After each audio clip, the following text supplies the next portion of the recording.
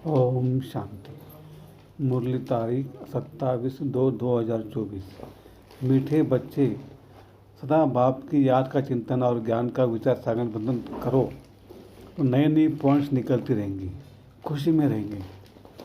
प्रश्न, इस ड्रामा में सबसे बड़े से बड़े किसकी कमाल किसकी है और क्यों? उत्तर, सबसे बड़ी कमाल है शिव बाबा की, क्योंकि वो तुम्हें सेकंड में परिदादा बना देते हैं। ऐसी पढ़ाई पढ़ाते जिससे तुम मनुष्य से देवता बन जाते हो। दुनिया में ऐसी पढ़ाई बाप के सिवाय और कोई पढ़ा नहीं सकता। 2, ज्ञान का तीसरा नेत्र से अंधेरे से रोशनी में ले आना, ठोकर खाने से बचा देना, यह बाप का काम है। इसलिए उन जैसी कमाल का वंडरफुल कार्य कोई नहीं कर सकता। ओम शांति। रूहानी बाप रोज़ रोज़ बच्चों को समझाते हैं और बच्चे अपने को आत्मा समझ बाप से सुनते हैं। जैसे बाप गुप्त है वैसे ज्ञान भी गुप्त है, किसको भी समझ में नहीं आता और है कि आत्मा क्या है, परमात्मा क्या है। तुम बच्चों की पक्की आदत पड़ जानी चाहिए कि हम आत्मा है। बाप हम आत्माओं को सुनाते हैं, यह बुद्धि से समझना है और एक्ट में आना है। बाकी धंधा आदि तो कोई करना ही है। कोई बुलाएंगे तो जरूर नाम से बुलाएंगे, नाम रूप है तब तो बोल सकते है, कुछ भी कर सकते हैं। सिर्फ ये पक्का करना है कि हम आत्मा है। महिमा सारी निराकार की है। अगर साकार में देवताओं की महिमा है तो उन लोगों को भी महिमा लायक बाप ने बनाया है। महिमा लायक थे, अब फिर बाप महिमा लायक बना रहे हैं, इसलिए निराकार की ही महिमा है। विचार किया जाता है बाप की कितनी महिमा है और कितनी उनकी सर्विस है। वह समर्थ है, वह सब कुछ कर सकते हैं। हम तो बहुत थोड़ी महिमा करते हैं, महिमा तो उनकी बहुत है। मुसलमान लोग भी कहते हैं अल्लाह मियाँ ने ऐसे फरमाया। अब फरमाया किसके आगे? बच्चों के आगे फरमाते हैं, जो तुम मनुष्य से देवता बनते हो। अल्लाह मियाँ ने किसके प्रति तो फरमाया होगा ना। तुम बच्चों को ही समझाते हैं जिसका कोई को पता ही नहीं। अभी तुमको पता पड़ा है, फिर यह नॉलेज ही गुम हो जाएगी। बौद्धी भी ऐसे कहेंगे, क्रिश्चियन भी ऐसे कहेंगे, परंतु क्या फरमाया था वो ये किसको पता नहीं। बाप तुम बच्चों को अल्फ और बे समझा रहे हैं। आत्मा को बाप की याद भूल नहीं सकती। आत्मा अविनाशी है तो याद भी अविनाशी रहती है। बाप भी अविनाशी है। गाते हैं अल्लाह मियाँ ने ऐसे कहा था, परंतु वो कौन है, क्या कहते थे, यह कुछ भी नहीं जानते। अल्लाह मियाँ को टिक्कर बित्तर में कह दिया है तो जानेंगे फिर क्या। भक्ति मार्ग में प्रार्थना करते हैं। अब तुम समझते हो जो भी आते हैं उनको सतो रजो तमो में आना ही है। क्राइस्ट बौद्ध जो आते हैं उनके पीछे सबको उतरना है। चढ़ने की बात नहीं, बाप ही आकर सबको चढ़ाते हैं। सर्व का सदगति दाता एक है और कोई सदगति करने नहीं आते। समझो क्राइस्ट आया, किसको भेंट समझाएंगे। इन बातों को समझने के लिए अच्छी बुद्धि चाहिए, नई नई युक्तियाँ निकालनी चाहिए, मेहनत करनी है, रत्न निकालने है। इसलिए बाबा कहते हैं विचार सागर मंथन करके लिखो, फिर पढ़ो, फिर क्या क्या मिस हुआ। बाबा का जो पाठ है वो चलता रहेगा। बाप कल पहले वाली नॉलेज सुनाते हैं। ये बच्चे जानते हैं कि जो धर्म स्थापन करने आते हैं उनके पीछे यानी उनके धर्म वालों को भी नीचे उतरना है। वो किसको चढ़ाएंगे, कैसे? सीढ़ी नीचे उतरनी है, पहले सुख पीछे दुख। ये नाटक बड़ा फाइन बना हुआ है। विचार सागर मंथन करने की जरूरत है। वह कोई की सदगति करने नहीं आते, वो आते धर्म स्थापन करने। ज्ञान का सागर एक है और कोई है में ज्ञान नहीं है। ड्रामा में दुख सुख का खेल सभी के लिए है। दुख से भी सुख जाती है। ड्रामा में पाठ बजाते हैं तो जरूर सुख होना चाहिए। विश्व में शांति हो जाती है। दुख धाम में तो शांति हो न सके। शांति तब मिलनी जब वापस शांति धाम में जाएंगे।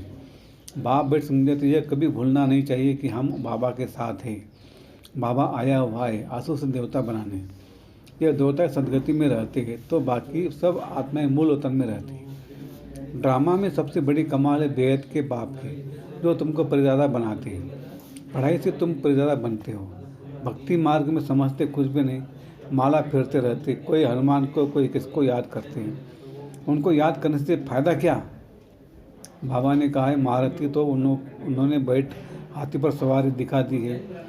ये सब बातें बाप ही समझाते हैं। बड़े बड़े आदमी कहा जाते तो कितनी आजयान अवभगत करते हैं। तुम और किसको आजयान नहीं देंगे। तुम जानते हो इस समय सारा झाड़ जड़ जड़ीभूत है, विष की पैदाइश है। तुमको अब फीलिंग आनी चाहिए कि सत्युग में विष की बात नहीं। बाप कहते मैं तुमको पद्मा पद्मपति बनाता हूँ। सुदामा पद्मा पद्मपति बनाना सब अपने लिए ही करते हैं। बाप कहते इस पढ़ाई से तुम कितने बूझ बनते हो। वह गीता सब सुनते पढ़ते हैं। यह भी पढ़ता था, परंतु जब बाप ने बैठ सुनाया तो वंडर खाया। बाप की गीता से सदगति हुई। यह मनुष्य ने क्या बैठ बनाया है। कहते अल्लाह मियाँ ने ऐसे कहा, परंतु समझते कुछ नहीं। अल्लाह कौन? देवी देवता धर्म वाले ही भगवान को नहीं जानते, तो जो पीछे आते वह क्या जाने। सर्वशास्त्र में शिरोमणि गीता ही रॉन्ग कर दी है, तो बाकी फिर शास्त्र में क्या होगा। बाप ने जो हम बच्चों को सुनाया वह प्रायलोप हो गया। अब तुम बच्चों बाप से सुनकर देवता बन रहे हो। पुरानी दुनिया का हिसाब तो सबको सुक्त करना है, फिर आत्मा पवित्र बन जाती है। उनका भी कुछ हिसाब किताब होगा ना, तो चुक्त होगा। हम ही पहले देव जाते हैं, फिर पहले आते, बाकी सब सजाए खाकर हिसाब किताब चुक्त करेंगे। इन बातों में जास्ती न जाओ। पहले तो निश्चय कराओ कि सबका सदगतिदाता बाप है। टीचर गुरु भी वह एक ही बाप है। वह है अशरीरी। उस आत्मा में कितना ज्ञान है। ज्ञान का सागर सुख का सागर है। कितनी उनकी महिमा है वह भी आत्मा। आत्मा ही आकर शरीर में प्रवेश करती है। सिवाय परमपिता परमात्मा के तो कोई आत्मा की महिमा कर नहीं सकते, और सब शरीरधारियों की महिमा करेंगे। यह सुप्रीम आत्मा बिगर शरीर आत्मा की महिमा सिवा एक निराकार बाप के कोई हो नहीं सकती। आत्मा में ज्ञान के संस्कार हैं। बाप में कितने ज्ञान के संस्कार हैं। प्यार का सागर, ज्ञान का सागर क्या है। यह आत्मा की महिमा है। कोई मनुष्य की यह महिमा हो न सके। श्री कृष्ण सत्युग का पहला नंबर प्रिंस है। बाप ही आकर बच्चों को वर्षा देते हैं, इसलिए उनकी महिमा गाई जाती है। शिव जयंती हीरे तुल्य है। धर्म स्थापक आते हैं, क्या करते हैं समझो। क्राइस्ट आया, उस समय क्रिश्चियन तो नहीं थे। किसको क्या नॉलेज देंगे। करके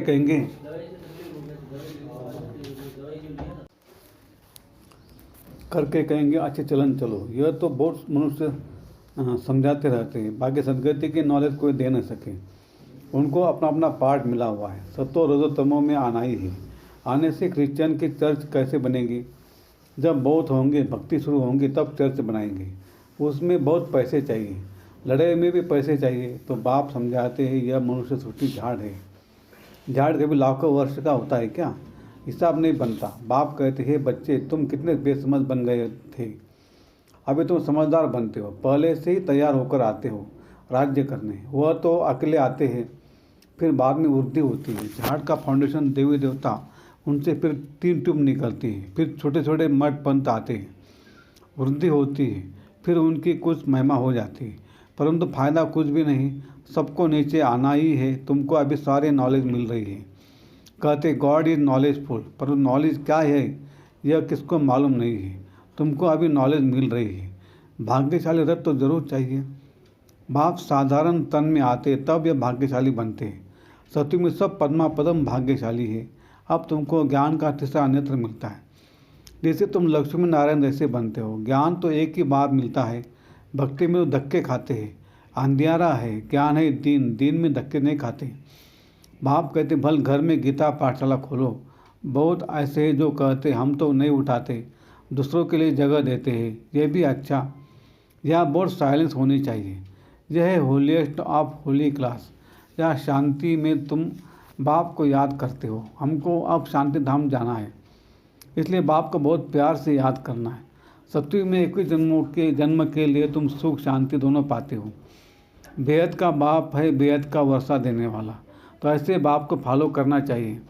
अहंकार नहीं आना चाहिए, वह गिरा देता है। बहुत धैर्यवत अवस्था चाहिए, हट नहीं। दे ऐमान को हट कहा जाता है। बहुत मीठा बनाना है। देवता कितने मीठे हैं, कितनी कशिश होती है। बाप तुमको ऐसा बनाते तो ऐसे बाप को कितना याद करना चाहिए। तो बच्चों को यह बातें बार बार सिमरन कर हर्षित होना चाहिए। इनको तो निश्चय है कि हम शरीर छोड़ यह लक्ष्मी नारायण बनेंगे। एम ऑब्जेक्ट का चित्र पहले पहले देखना चाहिए। वो तो पढ़ाने वाले देहधारी टीचर होते हैं। यहाँ पढ़ाने वाला निराकार बाप है जो आत्माओं को पढ़ाते हैं। यह चिंतन करने से खुशी होती है। इनको यह नशा रहता होगा कि ब्रह्मा से विष्णु, विष्णु से ब्रह्मा कैसे बनते हैं। ये वंडरफुल बातें तुम्हें सुनकर धारण कर फिर सुनाते हो। बाप तो सबको विश्व का मालिक बनाते हैं। बाकी ये समझ सकते हैं कि राजा के लायक कौन कौन बनेंगे। बाप का फर्ज है बच्चों को ऊंचा उठाना। आप दिखाना है क्या? किसको दिखाना? बाप इस मुख द्वारा बैठ नॉलेज सुनाते हैं, आकाशवाणी कहते हैं, परंतु अर्थ नहीं समझते। सच्ची आकाशवाणी तो यह है जो बाप ऊपर से आकर इस गौमुख द्वारा सुनाते हैं। इस मुख द्वारा वाणी निकलती है। बच्चे बहुत मीठे होते हैं। कहते बाबा आज टोली खिलाओ। झज्जी बहुत टोली बच्चे, अच्छे बच्चे कहेंगे हम बच्चे भी हैं तो हम सर्वेंट भी हैं। बाबा को बहुत खुशी होती है बच्चों को देखकर। बच्चे जानते समय बहुत थोड़ा है, इतने जो बाँस बनाए हुआ ऐसे ये फेंक देंगे क्या? जो कल पहले हुआ था सो फिर भी होगा। समझते विश्व में शांति हो, परंतु ऐसे तो हो न सके। विश्व में शांति तुम स्थापन करते हो, तुमको ही विश्व के बादशाह की प्राइज मिलती है। देने वाला है बाप। योग बल से तुम विश्व की बादशाह लेते हो, शारीरिक बल से विश्व का विनाश होता है। साइलेंस से तुम विजय पाते हो। अच्छा, मीठे मीठे सिगले दे बच्चों प्रति माता पिता बाप दादा का याद प्यार और गुड मॉर्निंग। रूहानी बाप की रूहानी बच्चों को नमस्ते। हम रूहानी बच्चों की रूहानी बाप दादा को याद प्यार, गुड मॉर्निंग और नमस्ते। शुक्रिया बाबा, शुक्रिया आपका, लाख लाख शुक्रिया। Thank you thank you thank you. कम बोलेंगे, धीरे बोलेंगे, मीठा बोलेंगे, सोच समझ कर बोलेंगे, तोल तोल के बोलेंगे और खुशी खुशी से घर जाएंगे। धारणा के लिए मुख्य सार: 1. अपनी अवस्था बहुत धैर्यवत बनानी है। बाप को फॉलो करना है। किसी भी बात में अहंकार नहीं दिखाना है। देवताओं जैसा मीठा बनाना है। 2. सदा आश्रित रहने के लिए ज्ञान का सिमरन करते रहो। विचार सागर मंथन करो। हम भगवान के बच्चे भी हैं तो सर्वेंट भी है। इसी स्मृति सेवा पर तत्पर रहो। वरदान: मनमना भव के साथ मध्याजी भव के मंत्र स्वरूप में स्थित रहने वाले महान आत्मा भव। आप बच्चों को मनमना भव के साथ मध्याजी भव का भी वरदान है। अपना स्वर्ग का स्वरूप स्मृति में रहे तो इसको कहते मध्याजी भव। जो अपनी श्रेष्ठ प्राप्तियों के नशे में रहते हैं वही मध्याजी भव के मंत्र स्वरूप में स्थित रह सकते हैं। तो मध्याजी भव है वह मनमना भव तो होंगे ही। ऐसे बच्चों के हर संकल्प, हर गोल और हर कर्म महान हो जाते हैं। स्मृति स्वरूप बनना माना महान आत्मा बनना। स्लोगन: खुशी आपका स्पेशल खजाना है, इस खजाने को कभी नहीं छोड़ना। अच्छा, ओम शांति शांति शांति।